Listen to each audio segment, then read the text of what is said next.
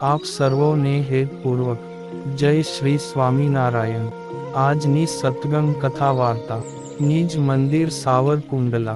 આજની સત્સંગ કથા વાર્તામાં આપણે પવિત્ર ચાતુર્માસ અંતર્ગત શ્રીમદ સત્સંગી જીવનની કથા સાંભળશું।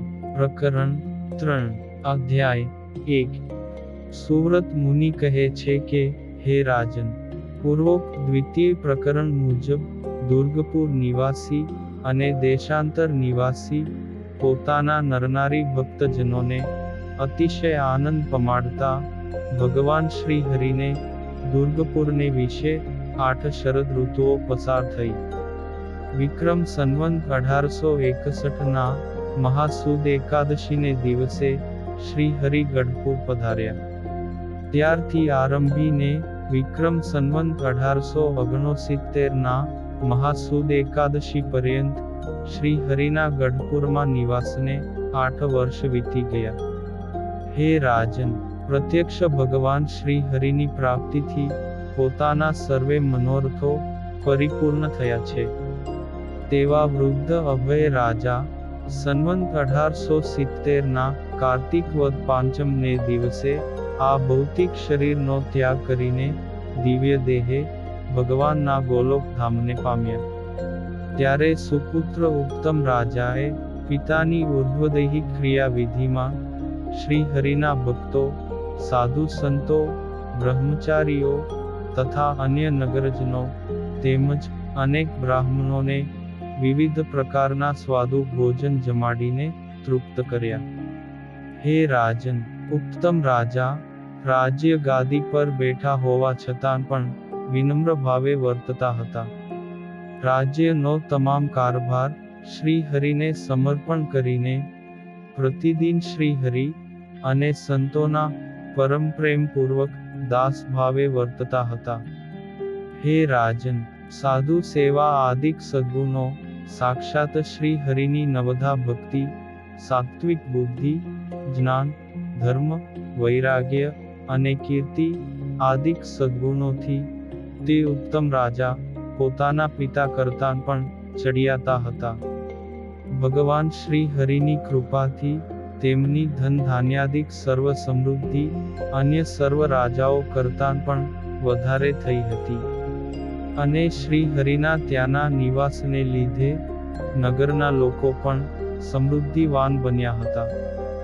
જયા, લલિતા, પાંચાલી ને નાનુ આદિક ઉત્તમ રાજાની 4 બહેનો સુરપ્રભા તથા સોમાદેવી બંને માતાઓ અને કુમુદા અને જસુદેવી આ 2 પત્નીઓ પણ પોતાને અનેક દાસીઓ હોવા છતાં પણ સ્વયં દાસીની પેઠે સમયે સમયે શ્રી હરિની સેવા કરતી હતી। જયા, લલિતા વગેરે સર્વે સ્ત્રી ભક્તો શ્રી હરિને માટે અનાજ દળવું, ખાંડવું, જળ લાવવું, વાળવું, લીંપવું, વસ્ત્રો ધોવા, વાસણો માંજવા વગેરે સેવા ભક્તિ ભાવે કરતા હતા। આમ આ ઉત્તમ રાજાના કુટુંબીજનોની શ્રદ્ધા, ભક્તિ, સ્વધર્મમાં દ્રઢતા તેમજ માન ઈર્ષ્યા આદિકથી રહિતપણું, ઉદારતા આદિક સદ્ગુણોથી પરમેશ્વર શ્રી હરિ તેમના પર અત્યંત પ્રસન્ન થયા। હે રાજન, પ્રસન્ન થયેલા ભગવાન શ્રી હરિએ પોતાના આશ્રિત એવા ઉત્તમ રાજા આદિક પરિવારજનોને પ્રતિદિન પૂજવા માટે રાધા કૃષ્ણની ધાતુ પ્રતિમા પોતાના કર કમળોથી પૃથક પૃથક અર્પણ કરી। તે સર્વેએ વિનયથી નમસ્કાર કરીને તે પ્રતિમાને ગ્રહણ કરી ને સાક્ષાત ભગવાનના કર કમળોથી પ્રાપ્ત થયેલી મૂર્તિઓની તેઓ પૂજા કરતા હતા।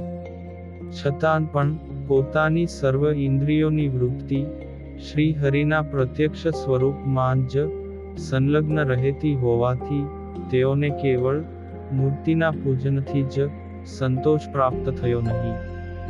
ભગવાન શ્રી હરિએ પૂર્વે અર્પણ કરેલા પોતાના રાધા કૃષ્ણ સ્વરૂપ કરતા પણ વર્ણી સ્વરૂપમાં ઉત્તમ રાજા આદિક સર્વ ભક્તોનો અતિશય ભાવ નિહાળીને પુનઃ તે સર્વેને પોતાના હરિકૃષ્ણ સ્વરૂપની ધાતુની પ્રતિમા પૃથક પૂજવા આપી. જયા, લલિતા વગેરે બહેનો સહિત આનંદ પામેલા ઉત્તમ રાજા શ્રી રાધા કૃષ્ણની મૂર્તિની સાથે શ્રી હરિ કૃષ્ણ મહારાજને પધરાવીને નિત્ય પ્રત્યે ભક્તિભાવથી પૂજન કરવા લાગ્યા. અને મનમાં બંને પ્રતિમાઓમાં લેશ માત્ર પણ ભેદ સમજતા નહીં. તે સર્વે ભક્તજનો પ્રત્યક્ષ પરમેશ્વર શ્રી હરિનું રોજ સેવન કરતા છતાં પણ તેમની આજ્ઞાથી અનુરાગયુક્ત વિધિવત તે બંને પ્રતિમાઓનું પણ પ્રતિદિન પૂજન કરતા હતા. હે રાજન, ઉત્તમ રાજા વગેરે પરિવારજનોમાં ઉપાધિ રહિત નિષ્કપટ ભાવથી કરેલી ભક્તિને લીધે લલિતા દેવી સર્વશ્રેષ્ઠ હતા. તેથી પ્રસન્ન થયેલા શ્રી હરિએ એક વખત તેઓને કહ્યું કે, હે ભદ્રે, તમે મારી પાસેથી ઈચ્છિત વરદાન માગો.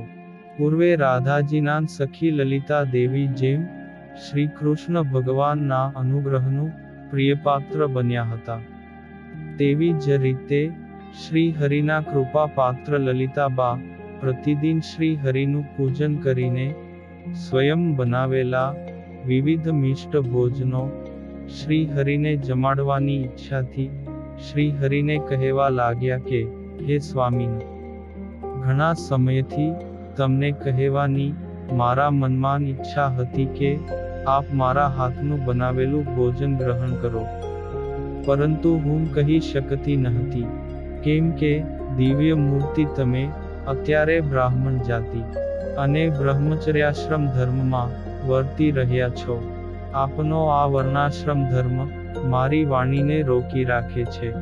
હે રાજન, તે વખતે પ્રસન્ન થયેલા શ્રી હરિ હસતા હસતા કહેવા લાગ્યા કે, હે ભક્તિભાવથી શોભિત મુખવાળા, તમારા શુભાશયને મેં જાણ્યો છે.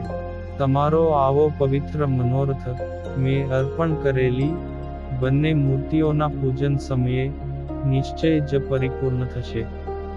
હે રાજન, આ રીતે શ્રી હરિના વરદાનથી પ્રસન્ન થયેલા લલિતા દેવી રાધા કૃષ્ણ અને હરિકૃષ્ણ મહારાજનું પૂજન કરતી વખતે પોતે ધરાવેલા પૂજાના ઉપચારો અને થાળનું પ્રત્યક્ષ ગ્રહણ કરતા શ્રી હરિના દર્શનથી ખૂબ આશ્ચર્ય પામતા હતા.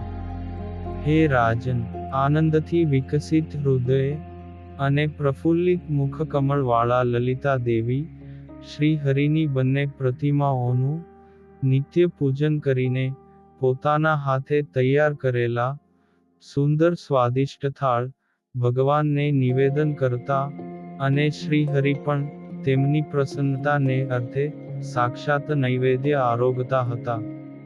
આ રીતે ભગવાન શ્રી હરિથી અતિશય સુખને પ્રાપ્ત કરતા લલિતાબાને કેટલાક દિવસો પસાર થયા.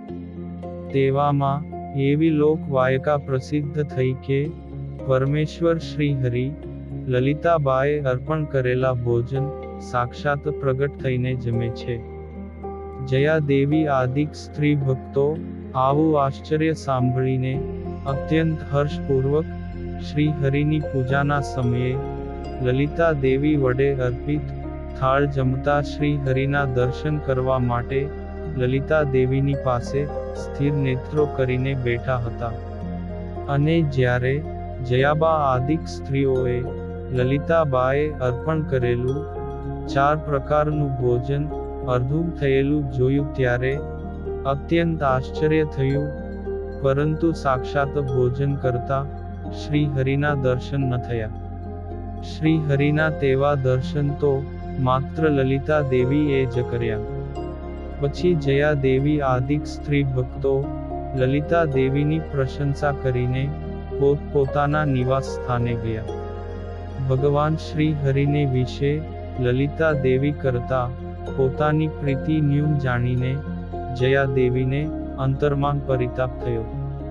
પછી પરિતાપયુક્ત જયા દેવી આદિક સ્ત્રીઓ પણ શ્રી હરિની પ્રસન્નતાને અર્થે પોતાના મનને નિર્વાસનિક કરવા માટે પ્રયત્ન કરવા લાગ્યા. હે રાજન, જયા દેવી આદિક સ્ત્રીઓ પણ અલ્પ સમયમાં જ શ્રી હરિને વિશે લલિતાબાની જેમ જ અત્યંત પ્રીતિયુક્ત થયા. ઉત્તમ રાજા પણ શ્રી હરિના દાસ ભાવે સેવા પરાયણ જીવનથી તેવા જ અનન્ય ભક્તિભાવવાળા થયા.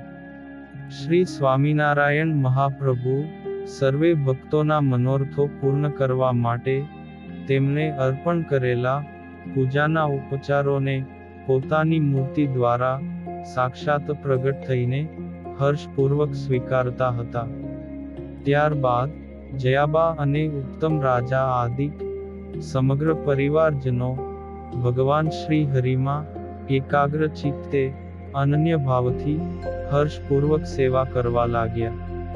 આથી ભગવાન પણ ભક્તાધીન થઈને તેમને છોડીને અન્યત્ર જવા સમર્થ થયા નહીં.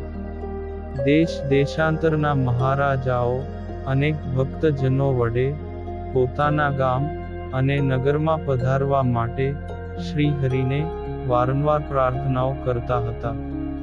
છતાં પણ શ્રી હરિ ઘણું ખરું દુર્ગપુરમાં જ રહેતા. પૂર્વે શ્રી કૃષ્ણ ભગવાન જેમ નંદ પાર્ષદો તથા પોતાના અનન્ય પ્રિય ભક્તો ગોપ ગોપીઓની પ્રસન્નતાને અર્થે ગોકુળમાં જ નિવાસ કરીને રહ્યા હતા. તેવી જ રીતે ભગવાન શ્રી હરિ પણ પોતાના અનન્ય ભક્તોને રાજી કરવા માટે દુર્ગપુરમાં નિવાસ કરીને રહ્યા હતા. હે રાજન, ભક્તિમાન એવા ઉત્તમ રાજાને ભગવાન શ્રી હરિને વિશે અતિશય સ્નેહ થયો અને તેમની ભક્તિને વશ થઈ ભગવાન તેમના ઘરને પોતાનું જ ઘર માનીને ગઢપુરમાં રહેવા લાગ્યા. જે ભક્ત દંભ રહિત ભજન કરે છે તે ભક્તનું ભગવાન શ્રી હરિ પણ નિરંતર ભજન કરે છે અને તે ભક્તએ ભાવપૂર્વક અર્પણ કરેલી અણુ જેટલી વસ્તુને પણ ભગવાન મેરુ સમાન મોટી માને છે. ઇતિ શ્રીમદ સત્સંગી જીવને નારાયણ ચરિત્રે ધર્મશાસ્ત્રે તૃતીય પ્રકરણે ઉત્તમ રાજા અને બહેનો આદિકની ભક્તિના ઉત્કર્ષપણાનું નિરૂપણ કર્યું. એ નામે પ્રથમ અધ્યાય સંપૂર્ણ. અને હવે પછીની કથા વાર્તા આપણે આગળ ના ભાગમાં સાંભળશું. અત્યારે આપ સર્વોને ભાવથી જય શ્રી સ્વામિનારાયણ.